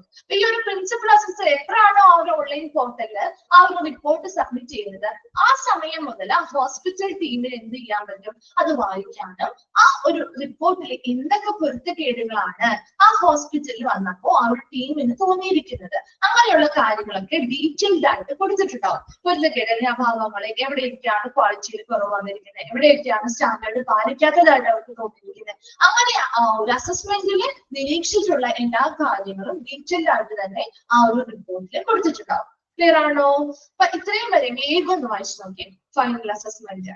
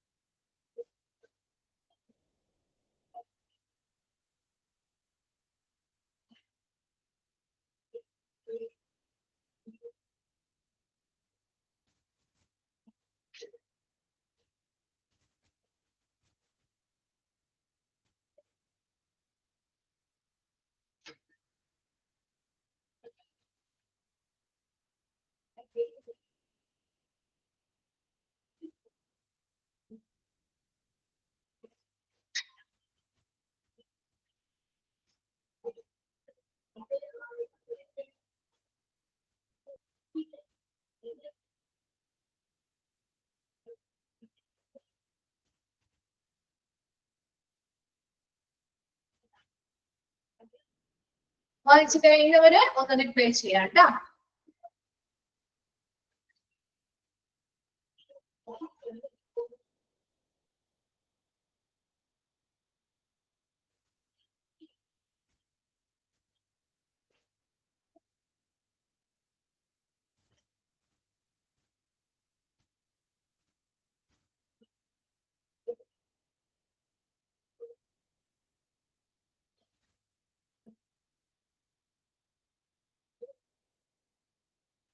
Okay ആണോ? Clear അല്ലേ? എന്തോ non കൺഫോമിറ്റീസ് എന്ന് പറഞ്ഞാല് അത് ആ ഒരു റിപ്പോർട്ട് സബ്മിറ്റ് ചെയ്യില്ലേ, അത് റിമാർക്സ് പോർട്ടല് ഓൺലൈൻ പോർട്ടലിൽ തന്നെ അവർ സബ്മിറ്റ് ചെയ്യുന്നത്. ഓൺലൈൻ പോർട്ടലില് അതിന്റെ റിപ്പോർട്ട് എന്ന് പറഞ്ഞ രീതിയിൽ സബ്മിറ്റ് ചെയ്യും. ആര്? നാബ് സബ്മിറ്റ് ചെയ്യും. ആ പ്രിൻസിപ്പൽ അസസർ ആണ് ഇത് സബ്മിറ്റ് ചെയ്യുന്നത്. അപ്പൊ അതിൽ കാണുന്ന പൊരുത്തക്കേടുകൾ ഉണ്ടല്ലോ, അതാണ് നോൺ കൺഫോമിറ്റി എന്ന് പറയുന്നത്. അതായത് കുറെ കാര്യങ്ങൾ അവർക്ക് നന്നായിട്ട് തന്നെ തോന്നും ഇല്ലേ, ഒരുപാട് കുറെ ഒന്നും വ്യത്യാസങ്ങൾ ഉണ്ടാവില്ല. അപ്പൊ കുറെ കാര്യങ്ങൾ അവർക്ക് ഓക്കെ ആയിട്ട് തോന്നും, എന്നാൽ ചില ഏരിയാസിൽ കുറച്ചും കൂടി ഇംപ്രൂവ്മെന്റ്സ് വരുത്താം എന്ന രീതിയിൽ ആ ഒരു ടീമിന് തോന്നുന്ന കാര്യങ്ങളില്ലേ, അപ്പൊ അങ്ങനെയുള്ള കാര്യങ്ങള് അതാണല്ലോ നമ്മൾ ഇനി മാറ്റങ്ങൾ വരുത്തേണ്ടത്. അങ്ങനെയുള്ള കാര്യങ്ങൾ ആ ഹോസ്പിറ്റലിൽ മനസ്സിലാവാനും അതിനനുസരിച്ച് തിരുത്തൽ നടപടികൾ അല്ലെങ്കിൽ ഇംപ്രൂവ്മെന്റ്സ് നടത്താനും സാധിക്കുന്ന ഉദ്ദേശിക്കുന്നത്. മനസ്സിലായോ? ആ റിപ്പോർട്ട് പൂർണ്ണമായിട്ടും വായിച്ചതിന് ശേഷമായിരിക്കും നമുക്കത് മനസ്സിലാകും. അപ്പൊ അവർ ഏതൊക്കെ ഭാഗങ്ങളാണ് അവർക്ക് മികച്ചതായിട്ട് തോന്നിയിരിക്കുന്നത്, ഏതൊക്കെ ഭാഗങ്ങളിലാണ് അവർക്ക് ഇംപ്രൂവ്മെന്റ്സ് അത്ര നല്ല രീതിയിലുള്ള ക്വാളിറ്റിയോ ഇംപ്രൂവ്മെന്റ്സോ ഒന്നും ഇല്ലാത്തതായിട്ട് തോന്നിയിരിക്കുന്നത്. അപ്പൊ ആ ഭാഗങ്ങൾ മാത്രം ഫോക്കസ് ചെയ്ത് കുറച്ചും കൂടി മെച്ചപ്പെടുത്തൽ നടത്താം. ക്ലിയർ ആണോ അത് ഫൈനൽ അസസ്മെന്റ്? നെക്സ്റ്റ് ഭാഗത്തേക്ക് പോട്ടെ മിസ്. ഓക്കെ, നെക്സ്റ്റ് വൺ ആണ് റിവ്യൂ ഓഫ് അസസ്മെന്റ് റിപ്പോർട്ട്. ഇനി അടുത്തതായിട്ട് അസസ്മെന്റ് റിപ്പോർട്ടിന്റെ ഒരു അവലോകനമാണ്. അതായത് ഇപ്പൊ ഒരു അസസ്മെന്റ് റിപ്പോർട്ട് അവർ ഫൈനൽ അസസ്മെന്റ് റിപ്പോർട്ട് സബ്മിറ്റ് ചെയ്തിട്ടുണ്ടല്ലോ, അത് അവലോകനം ചെയ്യുകയാണ് റിവ്യൂ ഓഫ് അസസ്മെന്റ് റിപ്പോർട്ട് എന്ന് പറയുന്നത്. The hospital shall take necessary corrective action on the non-conformities, then upload the requisite document as evidence for corrective action for each non-conformity. On successful submission of the corrective action by the hospital, the same shall be reviewed by the principal assessor. അതായത് ഇപ്പൊ ഒരു പ്രാവശ്യം final assessment നടത്തി, final assessment നടത്തി കഴിഞ്ഞ് ആ ഒരു റിപ്പോർട്ടിൽ അവർ കുറച്ച് കാര്യങ്ങൾ പറയുന്നുണ്ടാവും. ഇംപ്രൂവ്മെന്റ്സ് നടത്തേണ്ട ഏരിയാസ് ഒക്കെ എന്തൊക്കെയാണ് എന്ന് പറയുന്നുണ്ടാവും. അപ്പൊ അങ്ങനെയുള്ള പൊരുത്തക്കേടുകൾക്ക് വേണ്ടിയിട്ടുള്ള കൃത്യമായിട്ടുള്ള കറക്റ്റീവ് ആക്ഷൻസ് അല്ലെങ്കിൽ നമ്മുടെ തിരുത്തൽ നടപടികൾ അല്ലെങ്കിൽ ഇംപ്രൂവ്മെന്റ്സ് അവർ ചെയ്തിട്ടുണ്ടെങ്കിൽ അത് പ്രിൻസിപ്പൽ അസസർ ടീമിനെ അറിയിക്കണം. അപ്പൊ നമുക്കൊരു ഫൈനൽ അസസ്മെന്റ് നടത്തി അതിൽ നിന്ന് അതുകൊണ്ട് ഒരു ഒറ്റ ചാൻസ് അല്ല, 2 ചാൻസ് അവർ കൊടുക്കുന്നുണ്ട്. 2 ചാൻസ്, 2 സൈക്കിൾ കൊടുക്കുന്നുണ്ട്. അതായത് ഇവർക്ക് കറക്റ്റ് ചെയ്യാനായിട്ടുള്ളൊരു അവസരം നാബ് കൊടുക്കുന്നുണ്ട്. മനസ്സിലാവുന്നുണ്ടോ? അപ്പൊ അവരുടെ റിപ്പോർട്ടിൽ പറഞ്ഞിരിക്കുന്ന പ്രകാരമുള്ള ഏതൊക്കെ ഏരിയയിലാണോ ഇംപ്രൂവ്മെന്റ്സ് നടത്തേണ്ടത് അത് സ്പെസിഫിക് ആയിട്ട് പറഞ്ഞിരിക്കുന്ന ഏരിയയിൽ ഒരു പർട്ടിക്കുലർ ടൈം പീരീഡ് കൊടുക്കും. അതിനുള്ളിൽ നമുക്കത് എന്ത് ചെയ്യാം, കറക്റ്റ് ചെയ്ത് അവരെ കാണിക്കാം. മനസ്സിലാവുന്നുണ്ടോ? അത് തിരുത്തി നമുക്ക് കാണിക്കാം. ഇംപ്രൂവ്മെന്റ്സ് വരുത്തിയിട്ടുണ്ടെങ്കിൽ നമ്മൾ ആ പറയുന്ന ഏരിയാസിലൊക്കെ മെച്ചപ്പെടുത്തൽ വരുത്തി ഓക്കെ ആണ്, എല്ലാം ക്ലിയർ ആക്കിയിട്ടുണ്ട് എങ്കിൽ അതിനുമായി ബന്ധപ്പെട്ട കൃത്യമായിട്ടുള്ള ഡോക്യുമെന്റ്സ് തെളിവായിട്ട് കൃത്യമായിട്ട് ആ പ്രിൻസിപ്പൽ അസസർ ടീമിന് മനസ്സിലാവണം. ഇതിവിടെ നമ്മൾ നോക്കിയിട്ടുള്ള കാര്യങ്ങളിലൊക്കെ ആ ഒരു എന്താണ് ആ ഒരു ഇംപ്രൂവ്മെന്റ്സ് നടത്തേണ്ട ഏരിയ ഒക്കെ അവർ മെച്ചപ്പെടുത്തിയിട്ടുണ്ട് എന്നവർക്ക് മനസ്സിലാവുന്ന രീതിയിൽ എവിഡൻസുകളും ഡോക്യുമെന്റ്സും ഒക്കെ അവർക്ക് സബ്മിറ്റ് ചെയ്ത് അല്ലെങ്കിൽ അപ്ലോഡ് ചെയ്ത് കൊടുക്കണം. മനസ്സിലായോ? മനസ്സിലാവുന്നുണ്ടോ പറയുന്നത്? 2 സൈക്കിൾ കൊടുക്കും. അത് അവർക്ക് തിരുത്താനുള്ള അവസരമാണ് കേട്ടോ. അതിന് ശേഷം അതിന് പുറമെ നമ്മൾ ആ ഒരു കൃത്യമായിട്ട് ആ ഒരു തിരുത്തൽ നടപടികളുമായി ബന്ധപ്പെട്ട് ഹോസ്പിറ്റലിൽ കൃത്യമായിട്ടുള്ള എവിഡൻസ് സക്സസ്ഫുള്ളി സബ്മിറ്റ് ചെയ്തിട്ട് കഴിഞ്ഞാൽ the same shall be reviewed by the principal assessor. ആ ഒരു പ്രിൻസിപ്പൽ അസസേഴ്സ് എന്ത് ചെയ്യും? അത് പിന്നെയും എന്ത് ചെയ്യുന്നു? കൃത്യമായിട്ടത് അവലോകനം ചെയ്യും. ശരിയാണോ ഇവർ ഈ പറഞ്ഞിരിക്കുന്ന ഇംപ്രൂവ്മെന്റ്സ് അവർ നടത്തി? അപ്പൊ ആ തെളിവുകളോട് കൂടിയാണ് നമ്മുടെ ഡോക്യുമെന്റ്സും കാര്യങ്ങളൊക്കെ സബ്മിറ്റ് ചെയ്തിട്ടുണ്ടല്ലോ. അപ്പൊ അത് അവരൊന്നും കൂടി വിലയിരുത്തും. And healthcare organization can avail only 2 cycles of corrective action on non-conformities. അപ്പൊ ഇങ്ങനെയുള്ള പൊരുത്തക്കേടുകളോ അല്ലെങ്കിൽ ഇങ്ങനെയുള്ള ഭാഗങ്ങളോ ഉണ്ടെങ്കിൽ അവർക്ക് 2 സൈക്കിൾ ആണ് കിട്ടുക. ഇത് കറക്റ്റ് ചെയ്യാനായിട്ട് 2 സൈക്കിൾ ആണ് കിട്ടുക. അപ്പൊ ആഫ്റ്റർ സാറ്റിസ്ഫാക്ടറി കറക്റ്റീവ് ആക്ഷൻ അവർക്ക് ഒരു പ്രാവശ്യം അവർ ചാൻസ് കൊടുത്തിട്ടുണ്ട്. ആ ചാൻസ് കൊടുത്തതിന് ശേഷം അവർക്ക് ഓക്കെ ആണ്, അവരതെല്ലാം ഇംപ്രൂവ് ചെയ്തിട്ടുണ്ട്. ആ ഒരു കറക്റ്റീവ് ആയിട്ടുള്ള ആക്ഷൻസ് എല്ലാം ആ ഒരു സാറ്റിസ്ഫാക്ടറി സംതൃപ്തിയാണ് അല്ലെങ്കിൽ സാറ്റിസ്ഫാക്ഷനോട് കൂടിയാണ് ആ ഒരു പ്രിൻസിപ്പൽ അസസർ ടീമിന് തോന്നുന്നതെന്ന് വിചാരിക്കാം. If taken by the hospital accreditation committee, examine the assessment report, further information received for the hospital and consequent verification. അപ്പൊ ആ ഒരു പ്രിൻസിപ്പൽ അസസർ ടീമിന് തോന്നാണ് ഇവർ ഈ പറയുന്ന കാര്യങ്ങളൊക്കെ കൃത്യമായിട്ട് ഇംപ്രൂവ്മെന്റ്സ് നടത്തിയിട്ടുണ്ട്. അപ്പൊ അവർക്ക് സബ്മിറ്റ് ചെയ്ത ഡോക്യുമെന്റ്സിൽ നിന്നും ഒക്കെ അവർക്ക് മനസ്സിലാകും. അങ്ങനെയാണെങ്കിൽ ആ അക്രഡിറ്റേഷൻ കമ്മിറ്റി എന്ത് ചെയ്യും? മറ്റ് ആ ഒരു അസസ്മെന്റ് റിപ്പോർട്ട് പരിശോധിക്കുകയും അവർക്ക് ഓക്കെ ആണെങ്കിൽ അവർ ആ ഹോസ്പിറ്റലിലെ ഇൻഫർമേഷൻസ് അയക്കും. എന്ത് ഇൻഫർമേഷൻ ഹോസ്പിറ്റലിൽ കിട്ടാം? ഇനി തുടർന്നുള്ള വെരിഫിക്കേഷൻസ് അല്ലെങ്കിൽ പരിശോധനകളും കാര്യങ്ങൾ നമുക്ക് നടത്താം എന്ന രീതിയിൽ ഒരു ഇൻഫർമേഷൻസ് ആ ഒരു ഹോസ്പിറ്റലിൽ റിസീവ് ചെയ്യും. then the accreditation committee shall make appropriate recommendation regarding accreditation of the healthcare organization. ഇനി ആ ഒരു accreditation committee shall make appropriate recommendations. അതായത് our healthcare organization accreditation നമുക്ക് നൽകാം. കാരണം ഞങ്ങൾ ഈ പറയുന്ന പരിശോധന നടത്തി അതിൽ വന്ന തെറ്റുകൾക്ക് അവർ തിരുത്തി. അതുകൊണ്ട് തന്നെ നമുക്ക് ആ അക്രഡിറ്റേഷൻ കമ്മിറ്റി എന്ത് ചെയ്യും, ആ ഹെൽത്ത് കെയർ ഓർഗനൈസേഷൻ അക്രഡിറ്റേഷൻ കൊടുക്കാം എന്ന രീതിയിൽ ഉചിതമായിട്ടുള്ള ഒരു റെക്കമെൻഡേഷനും ശുപാർശകളും അവർ നൽകും. മനസ്സിലാവുന്നുണ്ടോ? റിവ്യൂ ഓഫ് അസസ്മെന്റ് റിപ്പോർട്ടിൽ ഇത്ര മാത്രമേ ഉള്ളൂ. ഫൈനൽ അസസ്മെന്റ് കഴിഞ്ഞ് നമ്മുടെ പ്രിൻസിപ്പൽ അസസർ ഒരു റിപ്പോർട്ട് സബ്മിറ്റ് ചെയ്യുമല്ലോ. ആ ഒരു റിപ്പോർട്ടില് ആ ഹോസ്പിറ്റലിൽ എന്തൊക്കെ ഇടങ്ങളിലാണ് അഭാവങ്ങളുള്ളത് അല്ലെങ്കിൽ ന്യൂനതകൾ കാണുന്നത്, ആ കാര്യങ്ങള് ആ ഹോസ്പിറ്റലുകാര് കൃത്യമായിട്ട് പരിഹരിച്ചിട്ടുണ്ട് അല്ലെങ്കിൽ ഇംപ്രൂവ്മെന്റ്സ് നടത്തിയിട്ടുണ്ട് അല്ലെങ്കിൽ തിരുത്തൽ നടപടികൾ സ്വീകരിച്ചിട്ടുണ്ടെങ്കിൽ അത് കൃത്യമായിട്ട് അതിന്റെ എവിഡൻസോട് കൂടി തെളിവോട് കൂടി അതുമായി ബന്ധപ്പെട്ട എല്ലാ ഡോക്യുമെന്റ്സും തെളിവുകളും ഒക്കെ നമുക്ക് ആ ഒരു ഓൺലൈൻ പോർട്ടലിലൂടെ ഈ പറയുന്ന ആ ഒരു അസസ്മെന്റ് ടീമിലേക്ക് നമുക്ക് സബ്മിറ്റ് ചെയ്ത് കൊടുക്കാം അല്ലെങ്കിൽ അപ്ലോഡ് ചെയ്ത് കൊടുക്കാം. ആ ഒരു പ്രിൻസിപ്പൽ അസസേഴ്സ് ടീം കൃത്യമായിട്ട് അത് വിലയിരുത്തി അവർക്ക് മനസ്സിലാവുകയാണ് ആ ഒരു എന്താണ് റിപ്പോർട്ട് പ്രകാരമുള്ള ഈ പറയുന്ന തെറ്റുകളെല്ലാം അവർ തിരുത്തിയിട്ടുണ്ട്, അവർ ഓക്കെ ആക്കി ഇംപ്രൂവ്മെന്റ്സ് വരുത്തിയിട്ടുണ്ട് എന്ന് അവർക്ക് പൂർണ്ണമായും ബോധ്യമാവുകയാണെങ്കിൽ അവരെന്ത് ചെയ്യുന്നു, അടുത്ത നടപടികളിലേക്ക് നമുക്ക് കടക്കാം എന്ന രീതിയിൽ ഇൻഫർമേഷൻസ് ഹോസ്പിറ്റലിലേക്ക് നൽകും. അതിനുശേഷം അവരെന്ത് ചെയ്യും, ആ ഒരു ഹെൽത്ത് കെയർ ഓർഗനൈസേഷൻ കൃത്യമായിട്ട് സാറ്റിസ്ഫാക്ടറി എല്ലാ കാര്യങ്ങളും ഓക്കെ ആക്കിയിട്ടുണ്ട്, എല്ലാ ഇടങ്ങളിലും ഇംപ്രൂവ്മെന്റ്സ് വരുത്തിയിട്ടുണ്ട്, ക്ലിയർ ആയിട്ടുള്ള സ്റ്റാൻഡേർഡ്സ് കീപ്പ് ചെയ്യുന്നുണ്ട് എന്നൊക്കെ പറഞ്ഞ് കൃത്യമായിട്ട് ഇനി അവർക്ക് ഒരു അംഗീകാരം നൽകാൻ സാധിക്കുന്നതാണ് എന്ന രീതിയിലുള്ള ഒരു റെക്കമെൻഡേഷൻ അല്ലെങ്കിൽ ഒരു ശുപാർശയാണ് അവർ നൽകുക. ക്ലിയർ ആണോ? റിവ്യൂ ഓഫ് അസസ്മെന്റ് റിപ്പോർട്ട് എന്ന് വേഗം വായിച്ചു നോക്കിയേ.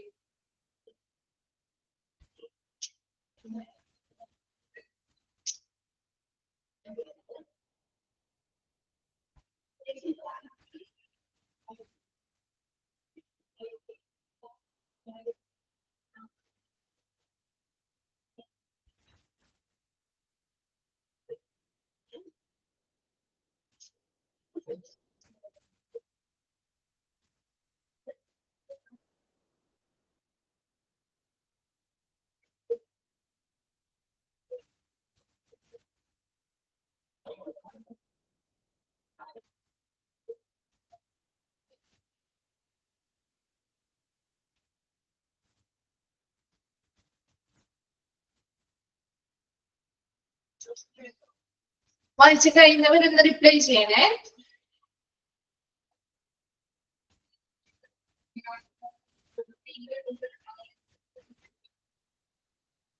ഓക്കെ ഇപ്പൊ നെക്സ്റ്റ് ഇനി എന്തായിരിക്കും, ഇഷ്യൂ ഓഫ് അക്രഡിറ്റേഷൻ സർട്ടിഫിക്കറ്റ് അല്ലെ, കാരണം അവർ കൃത്യമായിട്ടുള്ള ശുപാർശകളൊക്കെ കൊടുക്കും, അവർക്ക് കൊടുക്കാം എന്നുള്ള രീതിയിൽ. അപ്പൊ അവിടെ അടുത്തത് ഇഷ്യൂ ഓഫ് അക്രഡിറ്റേഷൻ സർട്ടിഫിക്കറ്റ് ആണ്. അക്രഡിറ്റേഷൻ സർട്ടിഫിക്കറ്റിന്റെ വിതരണം. The NAF shall issue an accreditation certificate to the hospital with a validity of 4 years എന്നാണ് പറയുന്നത്. അതായത് ഇവിടെ ഉദ്ദേശിക്കുന്നത് നിങ്ങൾ പഠിച്ചിരിക്കുന്ന 3 years ആയിരിക്കും അല്ലെ. നാവ് മാക്സിമം 4 years വരെ അക്രഡിറ്റേഷൻ കൊടുക്കുന്നുണ്ട്. അത് നിങ്ങൾ ജനറൽ ആയിട്ട് മനസ്സിലാക്കണം കേട്ടോ. 3 years നമുക്ക് കറക്റ്റ് ആയിട്ട് പറയാൻ പറ്റില്ല. 4 വർഷം വരെ നാവ് അക്രഡിറ്റേഷൻ കൊടുക്കുന്നുണ്ട്. അത് ഓരോ സ്ഥാപനങ്ങളുടെ അനുസരിച്ചാണ്. വളരെ ചെറിയ സ്കോപ്പുള്ള വളരെ കുറച്ച് സർവീസുകൾ കൊടുക്കുന്നതാണെങ്കിൽ ചിലപ്പോൾ 1-2 വർഷത്തേക്കുള്ള അക്രഡിറ്റേഷൻ ആയിരിക്കും കൊടുക്കുക. അതിന് കുറച്ചും കൂടി അഡ്വാൻസ്ഡ് ആയിട്ടുള്ള ലെവലിൽ കൊടുക്കുകയാണെങ്കിൽ 3 വർഷം വരെ പോകാറുണ്ട്, 3 വർഷത്തെ വാലിഡിറ്റി കൊടുക്കാറുണ്ട്. മാക്സിമം അവർ ഒരു 4 വർഷം വരെ ഉള്ളത് വലിയ സർവീസുകൾ കൊടുക്കുന്ന ഒരു നല്ല സ്കോപ്പ് ഓഫ് സർവീസുകളുള്ള ഒരു സ്ഥാപനമാണ് ഹെൽത്ത് കെയർ ഓർഗനൈസേഷൻ ആണെങ്കിൽ അവർ 4 വർഷം വരെ പരമാവധി വാലിഡിറ്റി കൊടുക്കാറുണ്ട്. അതുകൊണ്ടാണ് അവർ 4 വർഷം കിടക്കുന്നത് കേട്ടോ. വാലിഡിറ്റി ഓഫ് 4 years 4 വർഷം വരെയും അവർ കൊടുക്കാറുണ്ട് എന്ന രീതിയിൽ മനസ്സിലാക്കണേ. 3 വർഷമായിട്ട് അത് ചോദിക്കാറില്ല, കാരണം അവിടെ 4 വർഷം എന്ന് പറയുന്നത് 4 വർഷം വരെയും, ചിലപ്പോൾ 2 വർഷം കൊടുക്കുന്നവരുണ്ട്, ചില സ്ഥാപനങ്ങൾക്ക് 1 വർഷമായിരിക്കും അംഗീകാരം കൊടുക്കുക. അത് ആ സ്ഥാപനങ്ങളെ ഡിപ്പെൻഡ് ചെയ്താണ് കേട്ടോ. അവിടെ ഒരു കൺഫ്യൂഷൻ വരേണ്ടത് കേട്ടോ. അപ്പൊ അതുകൊണ്ടാണ് മിസ് പിന്നെയും പറഞ്ഞു തരുന്നത് 4 വർഷം വരെയും അവര് അംഗീകാരം അല്ലെങ്കിൽ അക്രഡിറ്റേഷൻ കൊടുക്കാറുണ്ട്. ഒരു പരിധി 4 വർഷം വരെയുണ്ട്. അപ്പൊ അത് സ്ഥാപനങ്ങളെ അനുസരിച്ച് 4 വർഷമാവാം, 3 വർഷമാവാം. അതുപോലെ ഹോസ്പിറ്റൽസിനൊക്കെ സാധാരണ ഒരു മീഡിയം ഇതായിട്ടുള്ള ഹോസ്പിറ്റൽസിനൊക്കെ 3 വർഷമാണ് കൊടുക്കാറ്. കുറച്ചും കൂടി വളരെ അഡ്വാൻസ്ഡ് ആയിട്ടുള്ളതൊക്കെ ആണെങ്കിൽ നമ്മൾ 4 വർഷം വരെ ഓരോ സ്ഥാപനങ്ങളുടെ വ്യാപ്തിക്ക് അനുസരിച്ചാണ്. അപ്പൊ അല്ലെങ്കിൽ 2 വർഷം കൊടുക്കുന്നവരുണ്ട്, 1 വർഷം കൊടുക്കുന്നവരുണ്ട് കേട്ടോ. അപ്പൊ ഇവിടെ നാം എന്ത് ചെയ്യുന്നു, ഇത്ര മാത്രം മനസ്സിലാക്കാൻ നാം ആ ഒരു സർട്ടിഫിക്കറ്റ് വിതരണം ചെയ്യുന്നു. എത്ര വർഷത്തെ വാലിഡിറ്റി ആണോ നമ്മൾ ഉദ്ദേശിക്കുന്നത് ആ വാലിഡിറ്റി അനുസരിച്ച് 3 വർഷമോ 4 വർഷമോ പരമാവധി 4 വർഷം വരെ കൊടുക്കുള്ളൂ കേട്ടോ. 4 വർഷം വരെയുള്ള അല്ലെങ്കിൽ 3 വർഷം വരെയുള്ള ആ ഒരു ഹോസ്പിറ്റലിൽ അക്രഡിറ്റേഷൻ സർട്ടിഫിക്കറ്റ് എന്ത് ചെയ്യും, വിതരണം ചെയ്യും. The certificate has a unique number and a date of validity. ഇല്ലേ, എപ്പോഴും ആ ഒരു സർട്ടിഫിക്കറ്റിന് ഒരു യൂണിക് നമ്പർ ഉണ്ടാവും. അതുപോലെ എത്ര ദിവസം മുതൽ എത്ര ദിവസം വരെയാണ് വാലിഡിറ്റി. നിങ്ങൾ ഈ സർട്ടിഫിക്കറ്റിന്റെ കോപ്പി കണ്ടിട്ടില്ലേ? ഡിപ്ലോമയില് നമ്മുടെ നാബുമായി ബന്ധപ്പെട്ട ചാപ്റ്ററിലെ ലാസ്റ്റ് പേജില് ഈ ഒരു സർട്ടിഫിക്കറ്റിന്റെ കോപ്പി അല്ലേ കണ്ടേ? ഓർക്കുന്നുണ്ടോ? അവിടെ ഒരു യൂണിക് നമ്പർ ഉണ്ടായിരിക്കും അല്ലെ, ഒരു യൂണിക് നമ്പർ ഉണ്ടായിരിക്കും. എത്ര ദിവസം മുതൽ എത്ര ദിവസം വരെയാണ്, ഇപ്പൊ 3 വർഷമാണെങ്കിൽ എന്നാണോ അവർക്ക് ആ ഒരു സർട്ടിഫിക്കറ്റ് വിതരണം ചെയ്തിരിക്കുന്നത് ആ ഇഷ്യൂ ചെയ്ത ദിവസം മുതൽ അവർക്ക് എന്ന് വരെ ആ ഒരു വാലിഡിറ്റി ഉണ്ടാവും, കൃത്യമായിട്ട് അതിൽ പരാമർശിച്ചിട്ടുണ്ടാവും. And the certificate is accompanied by the scope of accreditation. കണ്ടോ, ആ ഒരു സർട്ടിഫിക്കറ്റ് എന്തിനനുസൃതമായിട്ടാണ്, ആ ഒരു സ്കോപ്പ് ഓഫ് അക്രഡിറ്റേഷൻ. അക്രഡിറ്റേഷൻ അതിലെ ആ ഒരു സ്ഥാപനത്തിന്റെ അക്രഡിറ്റേഷന്റെ വ്യാപ്തി എത്രത്തോളം ഉണ്ട് അതിനനുസരിച്ചാണ് നമ്മൾ ആ ഒരു സർട്ടിഫിക്കറ്റ് വിതരണം ചെയ്യുക. The applicant hospital must make all the payment of the due if any to NAB before the issue of certificate. അപ്പൊ സർട്ടിഫിക്കറ്റ് വിതരണം ചെയ്യണമെങ്കിൽ അതിന് മുൻപായിട്ട് ആ ആപ്ലിക്കൻസ് നിർബന്ധമായിട്ടും ആപ്ലിക്കന്റ് ഹോസ്പിറ്റൽ എന്ത് ചെയ്യണം, പേയ്മെന്റ് എന്തെങ്കിലും ഡ്യൂ ആയിട്ടുണ്ട് എങ്കിൽ അല്ലെങ്കിൽ എന്തെങ്കിലും പേയ്മെന്റുകളൊക്കെ നൽകാനുണ്ടെങ്കിൽ ആ പേയ്മെന്റ് എല്ലാം നൽകിയാൽ മാത്രമേ അവർക്ക് ആ ഒരു സർട്ടിഫിക്കറ്റ് വിതരണം ചെയ്യുള്ളൂ. അപ്പൊ ഇഷ്യൂസ് അക്രഡിറ്റേഷൻ സർട്ടിഫിക്കറ്റ് ഇത്ര മാത്രമേ പറയുന്നുള്ളൂ. നാം അക്രഡിറ്റേഷൻ സർട്ടിഫിക്കറ്റ് ഹോസ്പിറ്റലിന് വിതരണം ചെയ്യുന്നു. അത് വാലിഡിറ്റി 4 years എന്ന് കൊടുത്തിരിക്കുന്നത് 4 വർഷം വരെയും അക്രഡിറ്റേഷൻ കൊടുക്കുന്ന സ്ഥാപനങ്ങളുണ്ട്. അതുകൊണ്ടാണ് ആ ഒരു 4 years, മാക്സിമം 4 years വരെയും കൊടുക്കാറുണ്ട്. അത് ഓരോ ഹോസ്പിറ്റൽസിന്റെയും അഡ്വാൻസ്ഡ് ആയിട്ടുള്ള ഹോസ്പിറ്റൽ ആണെങ്കിൽ അവരുടെ സർവീസിന്റെ സ്കോപ്പ് അനുസരിച്ചാണ് കൊടുക്കുന്നത്. അപ്പൊ അങ്ങനെ സർട്ടിഫിക്കറ്റ് വിതരണം ചെയ്യുമ്പോൾ ആ സർട്ടിഫിക്കറ്റില് ഒരു യൂണിക് നമ്പറും അതുപോലെ അവരുടെ ആ ഒരു വാലിഡിറ്റിയുടെ ഡേറ്റ് ഓഫ് വാലിഡിറ്റി എത്ര ദിവസം എന്ന് മുതൽ എന്ന് വരെയാണെന്നുള്ളത് കൃത്യമായിട്ട് പരാമർശിക്കും. ആ ഒരു അക്രഡിറ്റേഷന്റെ വ്യാപ്തി എത്രത്തോളം ഉണ്ട് ആ ഒരു സ്ഥാപനത്തിൽ അതിനനുസരിച്ചാണ് ആ ഒരു സർട്ടിഫിക്കറ്റ് വിതരണം ചെയ്യുക. ഇനി ആ ഒരു സർട്ടിഫിക്കറ്റ് കിട്ടണമെങ്കിൽ ഇഷ്യൂ ചെയ്യണമെങ്കിൽ ആ ആപ്ലിക്കേറ്റ് ഹോസ്പിറ്റൽ നിർബന്ധമായിട്ടും ആ ഒരു നാവുമായി ബന്ധപ്പെട്ട എല്ലാ പേയ്മെന്റ്സും നൽകിയാൽ മാത്രമേ വാർഷിക ഫീസ് മറ്റ് എന്തെങ്കിലും അസസ്മെന്റുമായി ബന്ധപ്പെട്ട് മറ്റെന്തെങ്കിലും ഫീസ് കൊടുക്കാനുണ്ടെങ്കിൽ അതെല്ലാം കൊടുത്താൽ മാത്രമേ ആ ഒരു സർട്ടിഫിക്കറ്റ് ഇഷ്യൂ ചെയ്യുള്ളൂ അല്ലെങ്കിൽ വിതരണം ചെയ്യുള്ളൂ. വേഗം വായിച്ചു നോക്കിയേ, issue of accreditation certificate.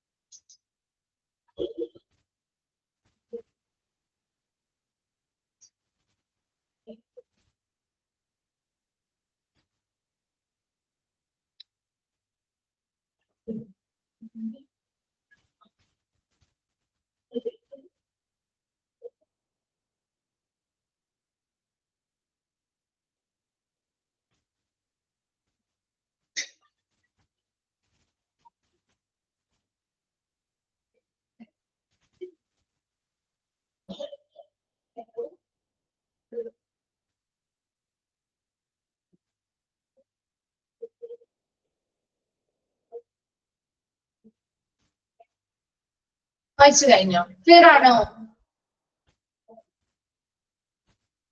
Okay, നമ്മൾ നെക്സ്റ്റ് വണ്ണിലാണ് പോവാന്ന്. സർവൈലൻസ് ആൻഡ് റീഅസസ്മെന്റ് കേട്ടോ. Surveillance and reassessment. അപ്പൊ നമ്മൾ സർട്ടിഫിക്കറ്റ് ഒക്കെ വിതരണം ചെയ്തു. ഇനി കൃത്യമായിട്ട് ഇടയ്ക്കിടയ്ക്ക് നാം എന്ത് ചെയ്യും, അസസ്മെന്റുകൾ നടത്തും. ഒറ്റ പ്രാവശ്യമല്ല അസസ്മെന്റ് നടത്തും. ഫൈനൽ അസസ്മെന്റ് നടത്തി എന്ന് പറഞ്ഞാൽ അത് സർട്ടിഫിക്കറ്റ് കിട്ടുന്നതിന് വേണ്ടി അല്ലെങ്കിൽ അക്രഡിറ്റേഷൻ കിട്ടുന്നതിന് വേണ്ടിയിട്ടാണ്. കിട്ടിക്കഴിഞ്ഞാലും അവർ ആ ഒരു ലാബിന്റെ സ്റ്റാൻഡേർഡ്സ് കൃത്യമായിട്ട് അവിടെ നടപ്പിലാക്കുന്നുണ്ടോ അല്ലെങ്കിൽ പാലിക്കുന്നുണ്ടോ എന്നൊക്കെ അറിയാൻ വേണ്ടിയിട്ട് ഇടയ്ക്കിടയ്ക്ക് ലാബ് അസസ്മെന്റുകളും നിരീക്ഷണങ്ങളും ഒക്കെ നടത്താറുണ്ട്. The accreditation to the hospital shall be valid for a period of 4 years. The NAB shall perform surveillance before completion of 20 to 24 months since the date of accreditation of the accredited hospital.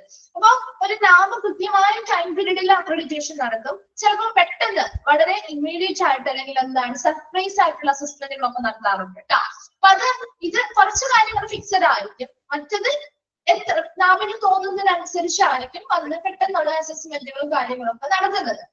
ഇവിടെ surveillance and re assessment എന്ന് പറഞ്ഞാല് നാം ഒരു ഹോസ്പിറ്റലിന് accreditation കൊടുത്തു. അതിപ്പോ ഒരു validity of 4 years വരെയുള്ള ഒരു പീരീഡില് ഒരു 4 വർഷം വരെയാവാം, 3 വർഷം വരെയാവാം. എത്ര പീരീഡിലുള്ള ഒരു വാലിഡിറ്റി ഉള്ള ഹോസ്പിറ്റൽ അക്രഡിറ്റേഷൻ സർട്ടിഫിക്കറ്റ് ആണ് കൊടുത്തിരിക്കുന്നത്. ആ സർട്ടിഫിക്കറ്റ് ആ ഒരു അക്രഡിറ്റേഷൻ ആ ഒരു ഹോസ്പിറ്റലിൽ കിട്ടിയ ദിവസം മുതല് ആദ്യത്തെ 20 മുതൽ 24 മാസത്തിനുള്ളിലാണ് ഈ ഒരു റീ അസസ്മെന്റ് നടത്തുക. മനസ്സിലാവുന്നുണ്ടോ? എന്നാണോ ആ ഒരു നാബിന് ആ ഒരു അക്രഡിറ്റേഷൻ കിട്ടിയിരിക്കുന്നത് ആ ഡേറ്റ് മുതൽ കാൽക്കുലേറ്റ് ചെയ്യുമ്പോൾ വരുന്ന ആദ്യത്തെ 20 മുതൽ 24 മാസത്തിനുള്ളില് നാബ് എന്ത് ചെയ്യുന്നു? സർവൈലൻസ് അല്ലെങ്കിൽ ഈ പറയുന്ന റീ അസസ്മെന്റ് അല്ലെങ്കിൽ നിരീക്ഷണങ്ങളൊക്കെ നടത്താൻ വേണ്ടിയിട്ട് ആ ഒരു ഹോസ്പിറ്റലിലേക്ക് പോകും. 20 മുതൽ 24 മാസം കംപ്ലീറ്റ് ആവുന്നതിന് മുൻപായിട്ട് തന്നെ ഈ ഒരു റീ അസസ്മെന്റും സർവൈലൻസും ഒക്കെ നടത്തും കേട്ടോ. Then the hospital shall pay the annual fees every year. ഓരോ വർഷവും ഹോസ്പിറ്റൽ ആനുവൽ ഫീസ് പേ ചെയ്യണം. നമ്മൾ നേരത്തെ പറഞ്ഞില്ലേ, ആനുവൽ ഫീസ്, വാർഷിക ഫീസ് ഓരോ വർഷവും ആ ഹോസ്പിറ്റൽസ് നിർബന്ധമായിട്ട് അടയ്ക്കേണ്ടതായിട്ടുണ്ട്. Before the final assessment the first annual fee paid. നമ്മൾ ഓൾറെഡി പറഞ്ഞല്ലോ, ആ ഫൈനൽ അസസ്മെന്റിന് മുൻപായിട്ട് അവർ ആനുവൽ ഫീസ് അടയ്ക്കണമെന്ന് പറഞ്ഞില്ലേ? ഓർക്കുന്നുണ്ടോ? മറന്നു പോകരുത് കേട്ടോ. ഫൈനൽ അസസ്മെന്റിന് മുൻപായിട്ട് ആദ്യത്തെ ആനുവൽ ഫീസ് അവർ അടയ്ക്കും ഇല്ലേ? And it is valid till the end of the first year from the date of accreditation. ആ ഒരു ഡേറ്റ് ഓഫ് അക്രഡിറ്റേഷൻ മുതൽ ആദ്യത്തെ ഒരു വർഷം അല്ലെ, ആദ്യത്തെ ഒരു വർഷത്തിന്റെ അവസാനം വരെ ആ ഒരു വാലിഡിറ്റി അല്ലെങ്കിൽ ആ ഒരു ആനുവൽ ഫീസ് മതി. അതിനുശേഷം since then the annual fees shall be due on the same date or month every year. നമ്മളൊരു ഇൻഷുറൻസ് ഒക്കെ എടുക്കുമ്പോൾ എങ്ങനെയാ? ഫസ്റ്റ് വർഷത്തിൽ നമ്മൾ അടച്ചു കഴിഞ്ഞ് അടുത്ത വർഷത്തേക്ക് ആവുമ്പോഴേക്കും ആ ഒരു ദിവസം അല്ലെങ്കിൽ ആ ഒരു ദിവസത്തിന് മുൻപായിട്ട് നമ്മൾ അടയ്ക്കണം ഇല്ലേ? നമുക്ക് ഡേറ്റ് ഒക്കെ വരില്ലേ? മെസ്സേജ് ആയിട്ട് വരാറില്ലേ? ഇൻഷുറൻസ് ഒക്കെ എടുത്തവരാണെങ്കിൽ അറിയാൻ പറ്റില്ലേ? അതൊന്നും അറിയില്ലേ നിങ്ങൾക്ക്? അപ്പൊ എന്താണ്, ഒരു വർഷമാണ് നമ്മൾ അടയ്ക്കേണ്ടത് അല്ലെ? അപ്പൊ ഏത് ദിവസമാണോ നമ്മൾ ആ ഒരു ഡേറ്റ്, ഏത് ദിവസമാണോ അക്രഡിറ്റേഷൻ, ഇപ്പൊ ഇവിടെ ആണെങ്കിൽ ഏത് ദിവസമാണോ അവർക്ക് അക്രഡിറ്റേഷൻ കിട്ടിയിരിക്കുന്നത് ആ ദിവസം മുതൽ ഒരു വർഷത്തേക്കാണ് ആ ഒരു ഫസ്റ്റ് ഇയർ പേയ്മെന്റ് കണക്കാക്കുന്നത്.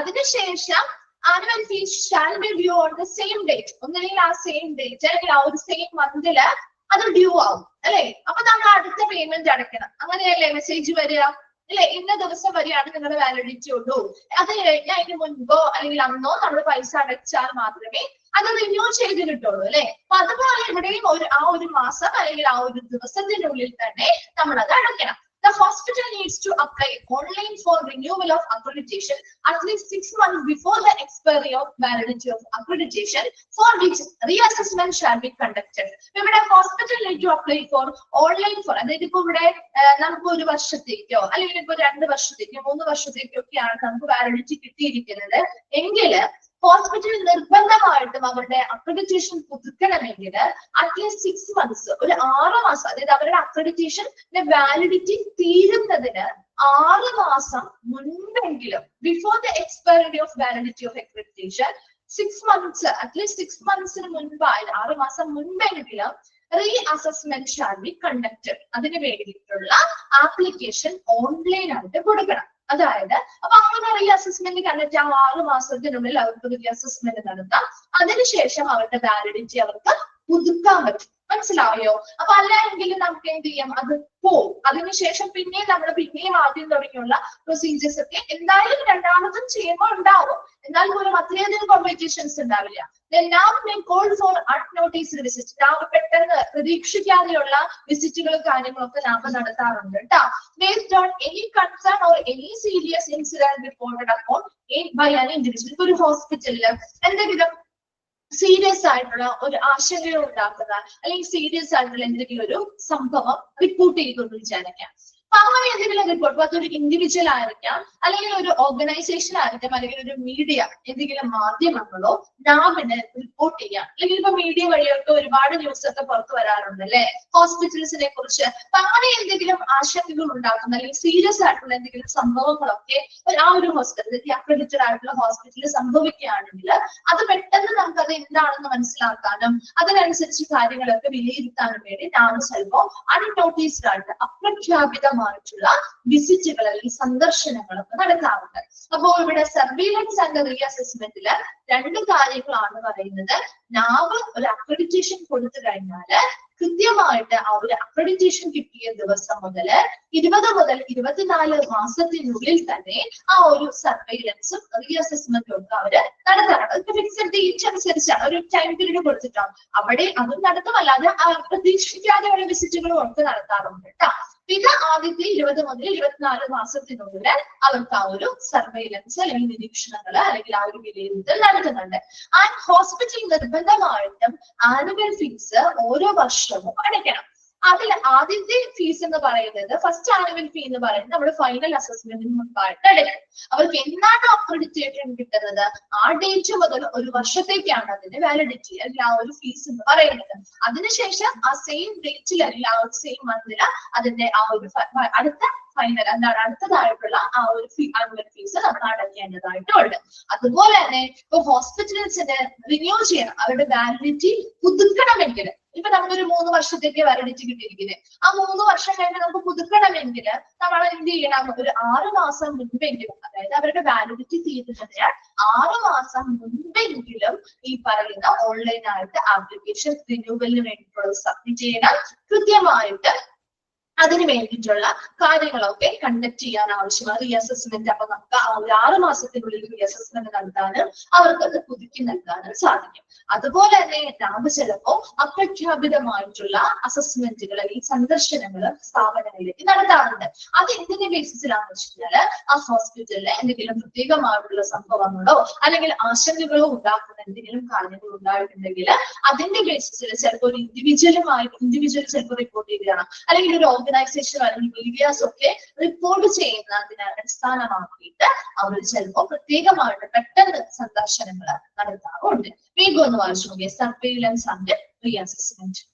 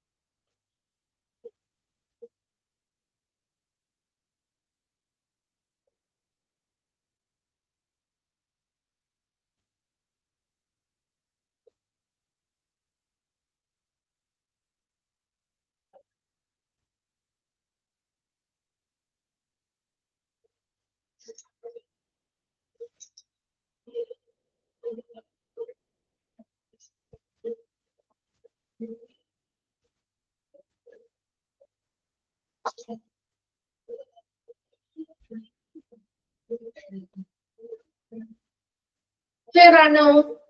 ഓക്കെ. നെക്സ്റ്റ് വണ്ണാണ് ഫോക്കസ് അസസ്മെന്റ്. ഫോക്കസ് അസസ്മെന്റ് എന്ന് പറഞ്ഞാൽ focus assessment are done in HCO when there are any significant changes with regard to the HCO's activities and operation. അതായത് ഒരു ഹെൽത്ത് കെയർ ഓർഗനൈസേഷന് accreditation കിട്ടിയിട്ടുണ്ട്. അപ്പൊ അവിടെ നമ്മുടെ അവിടുത്തെ പ്രവർത്തനങ്ങള് അവിടുത്തെ ആക്ടിവിറ്റീസ് എല്ലാം നമ്മൾ വിലയിരുത്തിയിട്ടാണല്ലോ അംഗീകാരം കൊടുക്കുന്നത്. അപ്പൊ അതിലെന്തെങ്കിലും വ്യത്യാസങ്ങൾ വരുത്തിയിട്ടുണ്ടെങ്കിൽ, അതായത് ആ ഒരു അക്രഡിറ്റേഷന് സ്കോപ്പിൽ എന്തെങ്കിലും ചേഞ്ചസ്, അതായത് അവരുടെ അഡ്രസ്സിലോ ലൊക്കേഷനിലോ വ്യത്യാസം വരുത്തിയിട്ടാവാം, അവിടുത്തെ സർവീസുകളിൽ ചിലപ്പോൾ മാറ്റങ്ങൾ വരുത്തിയിട്ടുണ്ടാവാം. അതുപോലെ തന്നെ ചേഞ്ച് ഇൻ എൻവയോൺമെന്റ്, അവിടുത്തെ ആ ഒരു വർക്കിംഗ് എൻവയോൺമെന്റ് അല്ലെങ്കിൽ അന്തരീക്ഷത്തിൽ എന്തെങ്കിലും മാറ്റങ്ങൾ വരുത്തിയിട്ടുണ്ടാവും. കീ ടെക്നിക്കൽ പേഴ്സണൽസിൽ എന്തെങ്കിലും വ്യത്യാസങ്ങൾ അല്ലെങ്കിൽ മാറ്റങ്ങൾ വരുത്തിയിട്ടുണ്ടാവും. അപ്പൊ അങ്ങനെയുള്ള ചേഞ്ചസ് ഒക്കെ വരുത്തിയിട്ടുണ്ടെങ്കിൽ എന്താണ് അവിടെ ആ ഒരു ഹെൽത്ത് കെയർ ഓർഗനൈസേഷനുമായി ബന്ധപ്പെട്ട് നമ്മുടെ നാബ് ഫോക്കസ് അസസ്മെന്റുകൾ നടത്തും. മനസ്സിലായോ?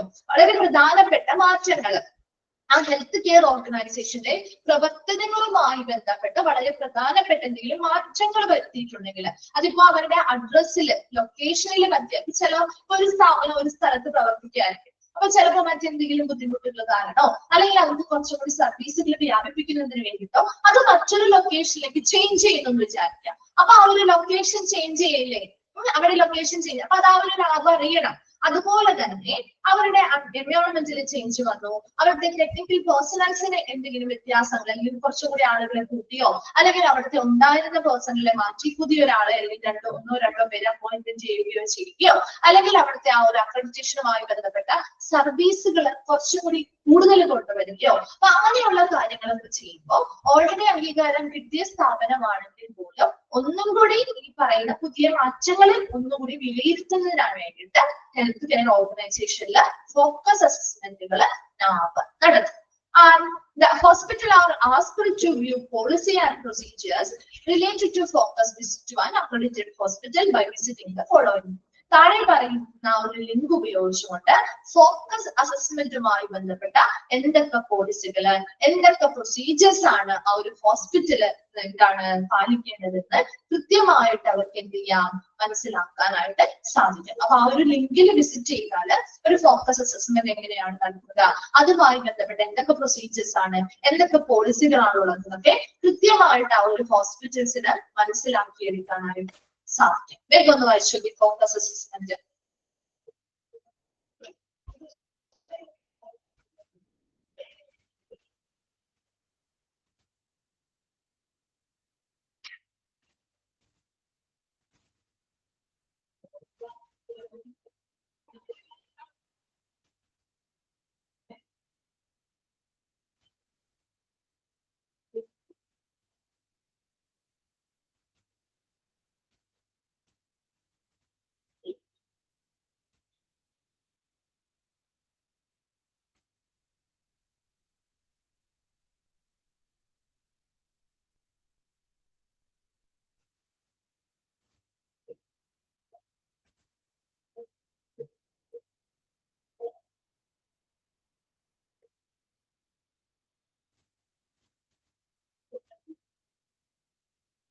ആണോ? വായിച്ചു കഴിഞ്ഞോ?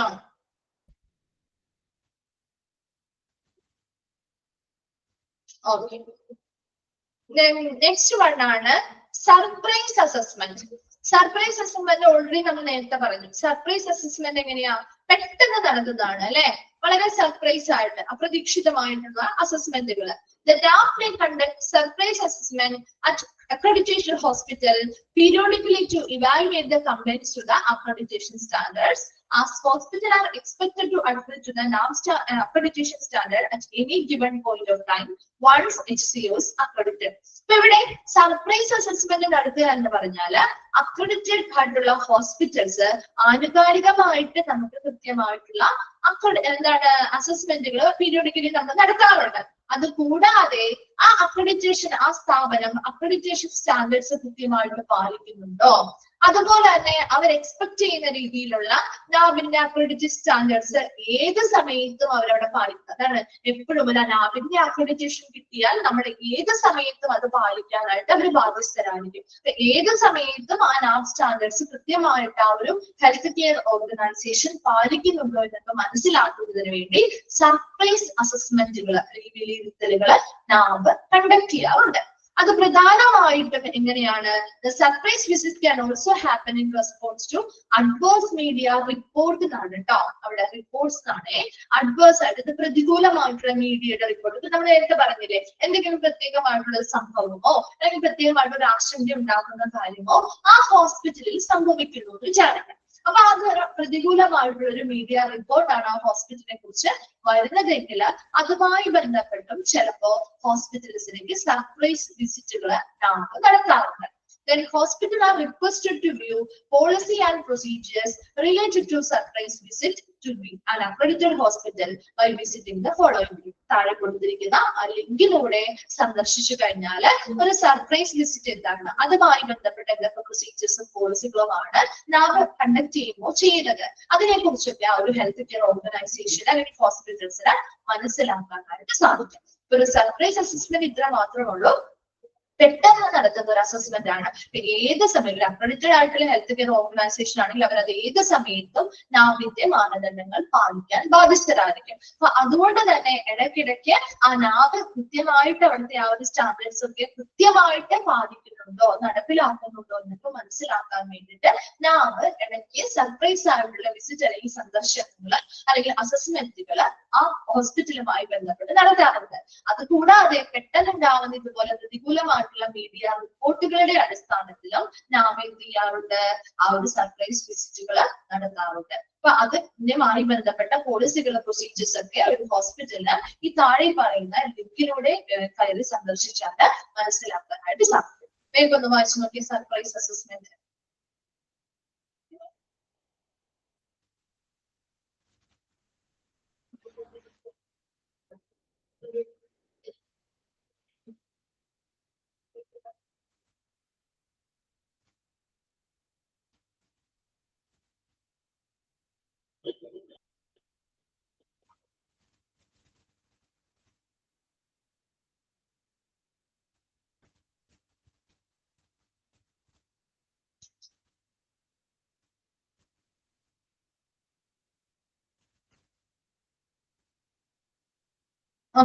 ക്ലിയർ അല്ലേ?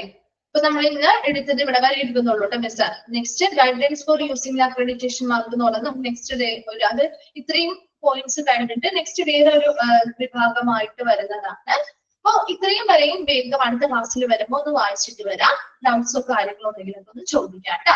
നമ്മളിവിടെ കുറെ അധികം കാര്യങ്ങൾ പറഞ്ഞു. ഒരു അസസ്മെന്റ് പറഞ്ഞു, അതിനുശേഷമുള്ള അസസ്മെന്റുകൾ നമ്മൾ പറഞ്ഞു. Surprise assessment, focus assessment, surveillance, re assessment ഒക്കെ പറഞ്ഞു അല്ലെ. ഇത്രയും കാര്യങ്ങളൊന്നും ഒരു കഥ പോലെ നിങ്ങൾ ഓർത്തിരിക്കുക കേട്ടോ. ഒരിക്കലും ബൈഹാർട്ട് ചെയ്തൊന്നും പഠിക്കേണ്ട. കഥ പോലെയൊന്ന് ആ ഒരു സ്റ്റേജസ് ഏതൊക്കെയാണ്, ഇതിലൂടെയൊക്കെയാണ് കടന്നു പോകുന്നതെന്നൊന്ന് ആലോചിച്ച് മനസ്സിലാക്കി വെക്കാം കേട്ടോ. അപ്പൊ നെക്സ്റ്റ് ക്ലാസ്സിൽ വരുമ്പോൾ ഡൗട്ട്സോ കാര്യങ്ങളോ ഉണ്ടെങ്കിൽ ചോദിക്കാം. Okay, thank you.